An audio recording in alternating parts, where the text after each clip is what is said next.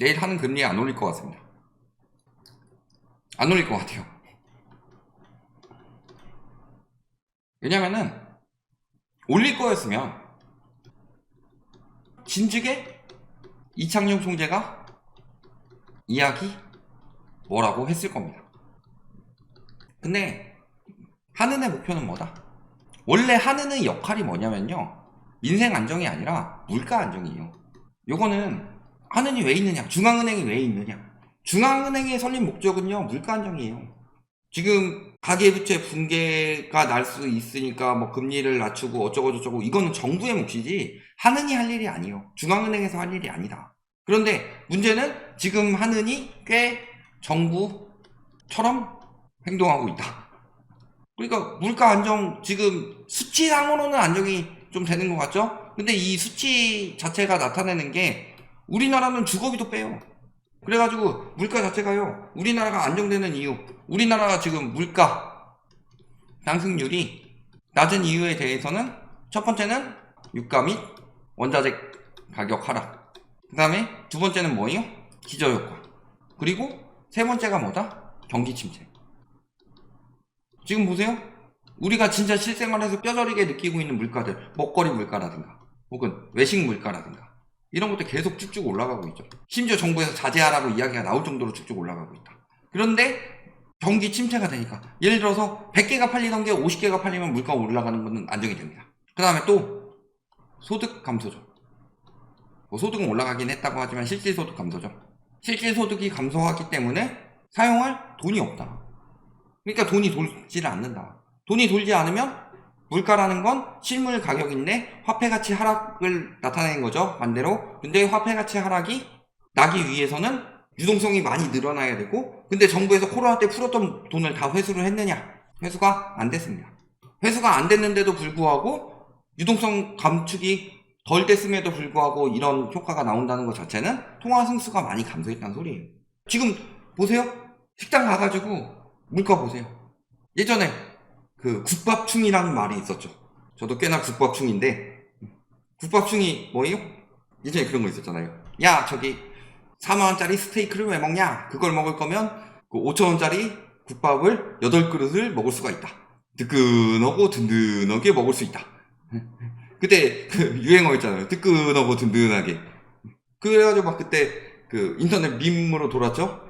그때 뭐 편의점 도시락 뭐 이거였는데, 그거 먹을 돈이면은 국밥을 먹는다 하면서 국밥에는 뭐 반찬도 나오고 뭐 하면서 뜨끈하고 든든하게 먹을 수 있다. 그게 국밥충이었는데 요즘 국밥 가격 어때요? 뜨끈하고 든든하게 먹을 수는 있는데 가격은 굉장히 빠르게 오르고 있죠. 불과 한 작년? 막 인플레이션 심해지기 전에 10,000원이면은 국밥 한 그릇에 소주 한 병 정도는 마실 수 있었습니다. 지금은요, 10,000원으로 택도 없죠. 10,000원으로 국밥 자체를 못 먹을 상황까지도 나오고 있죠. 국밥만 그래요. 예시가 국밥이었던 거지. 그러니까 물가가 굉장히 빠르게 올라가고 있고 안정은 안 되고 있는데 수치만 잡히고 있는 거예요. 그리고 그 상황에서 정부가 물가를 못 잡고 있는 상황이죠. 물가를 못 잡게 만들었죠. 돈을 풀었어요. 돈을 풀고 시중금리를 낮췄어요. 그러면은 원래 한은에서 목표하는 물가보다 지금 인플레이션이 굉장히 심하다. 그럼 물가를 잡기 위해서 뭘 해야 되느냐? 기준금리 3%로 올렸는데 시중금리가 떨어져요, 정부에서 눌러서. 그러면 3.5%로 올려야죠. 그래도 정부에서 눌러서 떨어져. 그럼 4%로 올려야 돼요. 원래 이게 한은의 역할이에요. 지금 1, 2, 3, 4, 5월까지 금리 떨어지고 6, 7 이렇게 올라가고 있잖아요. 금융시의 금리도 그렇고, 그 다음에 시중 대출금리나 이런 것들도. 그러면은 요 시기에 왜 금리를 안 올렸냐? 둘 중에 하나겠죠. 정부에서 압박을 넣어가지고 한은이 그 압박대로 행동을 했든가, 아니면 4%까지 올릴 경제 여력은 안 받쳐진다. 왜냐면은 여기 지금 이렇게 튀어 올라가고 있잖아요. 그럼 3.5% 정도라면은 유동성이 감소하고 적절히 잡힐 건데, 정부에서 누르는 거는 어차피 다시 튀어 오를 거다. 우리가 기준금리 더 올려봤자 정부에서 누르는 거랑은 효과가 없다. 근데 이 튀어 오를 때 4%까지 올려버리면은 너무 많이 튀어 올라서 오히려 더 문제가 될 수 있다. 이렇게 생각할 수도 있는 거죠. 그러니까 여기서 멈춘 거예요, 일단. 그러면 이 상황에서는 문제가 터지지 않아야 되죠. 그러면은 물가 문제가 터질 거냐? 근데 물가는 어쨌든 간 유가가 떨어지고 원자재 가격 폭등했던 것도 떨어질 수밖에 없는 상황이죠. 세계적으로 긴축을 하고 있기 때문에. 그러면은 물가는 앞으로 떨어질 거다. 기저효과가 있으니까. 그러면은 물가는 명분을 잡아도 되죠. 금리 더 올려야 되는데 물가 확실히 잡아야 되는 거 아니냐. 그래서 조금씩 안정되고 있지 않냐. 너무 확 올리면은 지금 금리 때문에 고생하시는 분들 많다. 우리나라는 가계부채도 기업부채도 어마어마하기 때문에 그래서 경제 문제 생기는 것보다는 천천히 떨어지는 물가를 기다리면서 경제도 완전히 위기가 터지지 않을 정도로 하자. 이런 명분을 잡을 수가 있어요. 그런데 금리 안 올렸을 때 생겨나는 또 하나의 문제가 있죠. 그게 뭐예요? 환율. 그래서 우리나라 기준금리는 이제 환율 영향으로 될 거예요. 그런데 지금 환율 상황이 어떠냐? 지금 환율은 1200원대까지 또 떨어져 있죠. 그러니까 환율이 떨어지니까 굳이 지금 급하게 올릴 이유는 없다. 그러니까 당장 올릴 이유는 없다. 다만 문제가 되는 것들이 있죠. 가장 문제가 되는 건 미국에서 7, 9월 2회 연속 금리 인상. 이게 문제가 될 것이고, 그래서 미국에서 7월에 금리를 올려요. 그리고 9월에도 또 올릴 거예요. 이 상황에서 외국인 자본이 얼마나 빠져나가느냐, 이걸 봐야 되겠죠. 다행인 게 우리나라가 정부에서 돈을 많이 풀었죠. 사실 한은에서도 돈을 많이 풀고 달러를 많이 풀어서 환율을 안정시켜 놓은 거긴 한데, 우리나라가 외국인 자본이 그렇게 많이 빠져나간 나라는 아니에요. 오히려 많이 들어왔죠. 왜냐면은 지금 정부가 하는 행태를 보면 어때요? 다른 데는 지금 긴축을 하고 있는데 여기는 긴축을 멈추고 돈을 풀고 있네? 그런데 기준금리를 억지로 눌러가지고 주식시장으로 자금을 유도하네? 그리고 은행을 눌러놔가지고 채권 가격을 튀게 만드네? 그러니까 채권이랑 주식시장에 외국인 자본이 들어오는 거다. 지금 아르헨티나, 베네수엘라 이런 나라들이 굉장히 이야기가 많이 나오고 있지만요, 이미 미국의 긴축으로 인해서 많은 나라들이 외환의 문제를 겪고 있어요. 당시에 우리나라 IMF 위기 터질 때 그때 막 좀 급성장하면서 했지만 우리나라가 지금처럼 위상이 있는 나라는 아니죠. 약한 나라부터 무너지는 거고, 이번에는 어디 쪽에서 시작이 되고 있다? 아프리카나 이쪽에서 시작이 되고 있다. 이게 점점 더 번질 거고요. 말씀을 드리지만 어느 순간에 딱 미국에서 자금을 빨아들이기 시작하면은 우리나라도 안전하진 않다. 특히 금리 차가 많이 벌어졌고, 그렇기 때문에 유럽에서도 지금 미국이 금리 올리는 만큼 계속 따라서 금리를 열심히 올리려고 하는 거.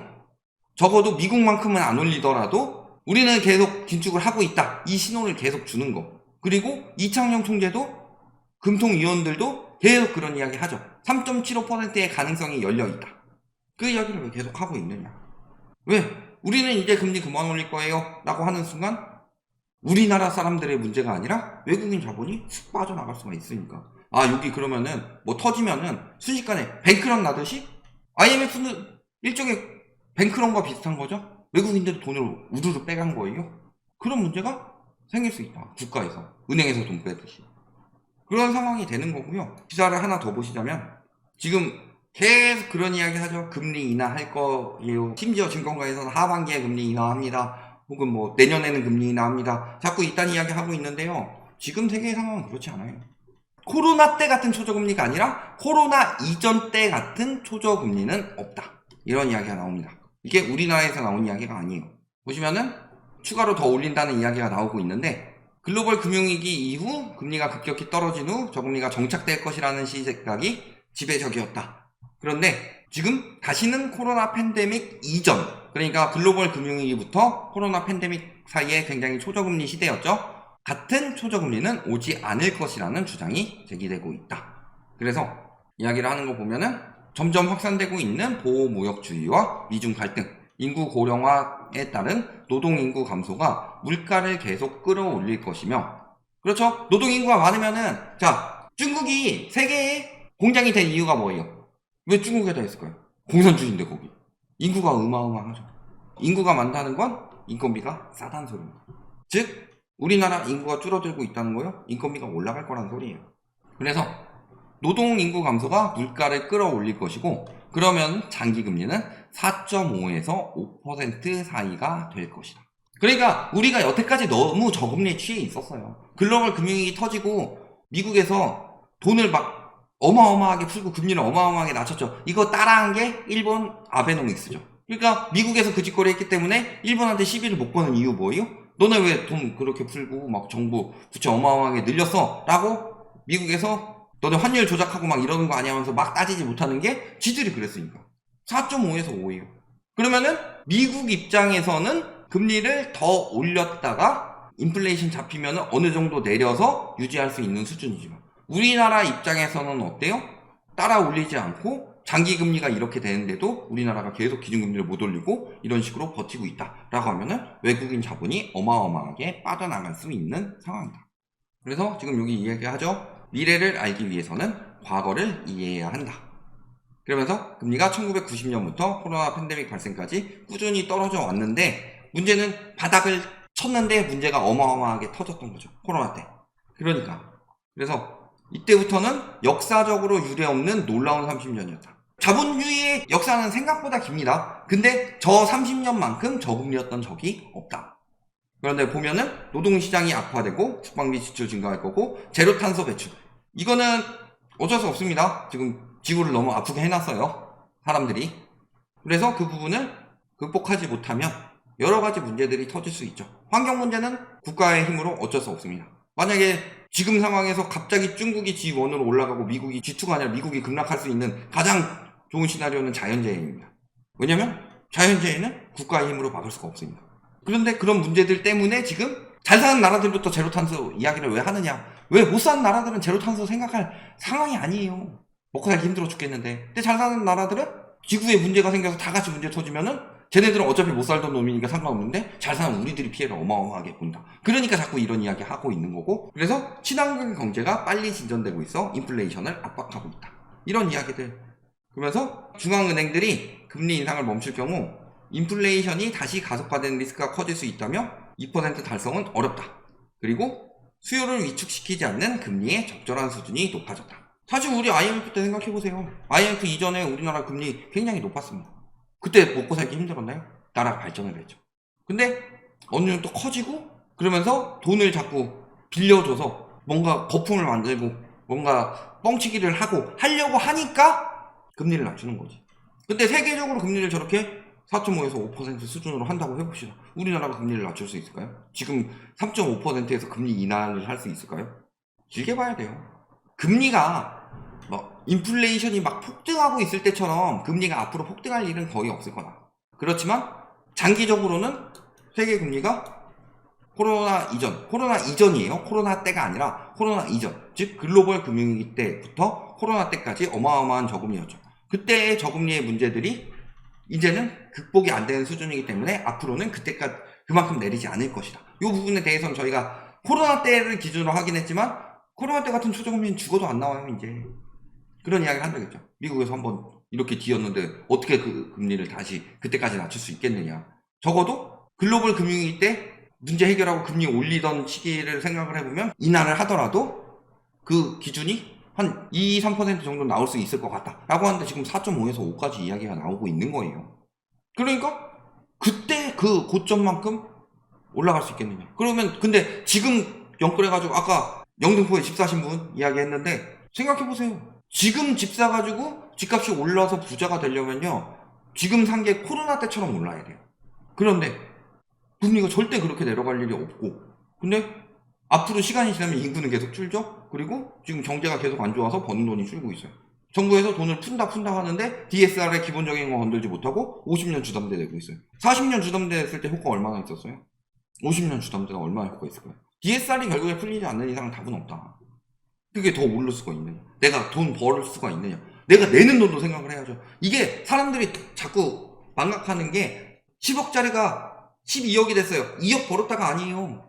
금리에 따른 이자 얼마나 냈는데 내가 그동안에. 그 다음에 취득세 냈죠. 팔 때 양도세 내야 되죠. 그 다음에 복비 내야 되죠. 그 다음에 가지고 있는 동안에 내가 유지보수비 내야 되죠. 보유세 내야 되죠. 또 부자 됐다. 이러고 있는 거예요. 도박할 때도 판돈할 때 개평을 떼는데 부동산 시장도 도박같이 하는데 안 떼는 게 없겠어요. 그러니까 이런 부분 생각해 보셔야 돼요. 금리 인상 당장 하진 않을 거다. 내일은 안 올릴 것 같아요. 안 올릴 가능성이 높습니다. 왜냐면 지금 한은에서 가장 많이 보고 있는 건 물가가 아니라 환율이다. 그러면은 이 환율이 7월, 9월 연속 금리 인상 때 튈 수도 있고, 그러면은 그때쯤에는 한은에서 금리를 올리겠죠. 그 다음에 이때가 아니더라도 미국에서 자금 흡수를 하는 시기가 있습니다. 이미 자금 흡수가 된 나라들이 굉장히 많아요. 이 시기 때 우리나라까지 여파가 퍼지게 되면 환율이 튀겠죠. 그럼 또 그때 되면은 금리 차가 많기 때문에 금리를 올릴 수 있는 거예요. 그런데 이 부분을 유의해서 보셔야 되는 거고, 사실은 지금 우리나라는 기준금리가 중요한 게 아니에요. 기준금리는 사실 기준금리 올린 이 정도 올린 정도면요, 뭐 부동산이든 뭐든 지금 다 떨어져야 되는 상황인데 시중금리가 기준금리를 못 따라갔기 때문이고, 시중금리 누르고 있는 게 지금 은행채가 풀리면서 다시 풀리면서 금리가 올라가고 있고, 이런 상황에서 은행채 채권 가격이 올라가게 되면요, 이쪽에서 자금 조달하기 힘들어지면은 예금 금리를 올려서 자금 조달을 합니다. 채권 금리가 5%예요. 근데 예금 금리가 지금 3%예요. 그럼 예금 금리 4%로 올려도 채권을 파는 것보다 그게 더 자금을 확보하기가 좋죠. 싸게 확보할 수 있으니까. 그렇게 올라가고 대출금리도 올라갈 거예요. 이 시중금리 인상이 계속 영향을 주고 있는데 여기서 새마을 금고발 폭탄이 터졌다. 그리고 저축은행에서는 폭탄이 터지기 전부터 계속 예금금리 올리고 있었다. 이 상황이 중요한 거예요. 시중금리가 원상복구가 되어가고 있다. 그러니까 우리는 기준금리에 목맬 필요 없습니다. 기준금리가 인상되지 않더라도 이제 집값 상승은 잠깐의 쿠데타는 곧 진압될 예정이고, 이 상황에서 미국이 기준금리를 올림에 따라서 우리나라가 환율 영향을 많이 받고 달러 유출이 어느 정도 심해지느냐, 요거에 따라서 한은에서도 기준금리 반응이 나올 것이다. 이렇게 보시면 됩니다.